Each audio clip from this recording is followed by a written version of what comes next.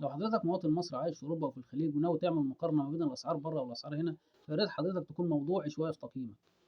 يعني مثلا لو حضرتك ناوي تحسب لنا أسعار السلع بره بالجنيه المصري، يبقى يا ريت حضرتك برضه تقول لنا أنت بتقبض كام بالمصري. فمش هلاقي واحد مثلا عايش في السعودية طالع يقول لي أنا اشتريت كيلو الفراخ النهارده ب 20 ريال والريال ب 9 جنيه، يبقى كده كيلو الفراخ 180 جنيه، وهنا عندنا في مصر كيلو الفراخ مثلا ب 70 جنيه، يبقى كده الأسعار في مصر أرخص من بره. لا، حضرتك كده غلطان. فلو نوع حضرتك تحسب لي سعر السلع بره بالمصري، حضرتك قول لي أنت بتقبض كام بالمصري. يعني أنا مثلا بقبض 3000 ونص وحضرتك هناك بتقبض 2000 ريال، يبقى كده حضرتك بتقبض 2000 ريال في 9 جنيه ب 18000 جنيه، يبقى ما ينفعش تقارن الأسعار عندك بهنا. وعشان تحسبها صح حضرتك قول لي مرتبك عندك يشتري كام كيلو فراخ، وانا مرتبي كله يشتري كام كيلو فراخ. لو حضرتك بتاخد 2000 ريال وكيلو فراخ ب 20 جنيه، يبقى حضرتك كده مرتبك يشتري 100 كيلو فراخ. ولو انا بقبض 3000 ونص وكيلو الفراخ عندي ب 70 جنيه، يبقى انا كده مرتبي يشتري بس 50 كيلو. يعني كده قيمه مرتبي ما تجيش نص قيمه مرتبك.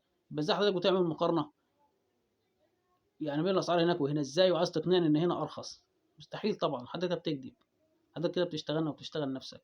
لو حضرتك عارف معنى الكلام اللي انت بتقوله ومصمم عليه، يبقى كده حضرتك مصمم انك تشتغلنا ومصمم انك تقلب الحقائق وتضلل الناس. ولو حضرتك مش فاهم، يبقى دي مصيبه سودة برضه، حاجه ما انتش فاهم بتتكلم فيها ليه.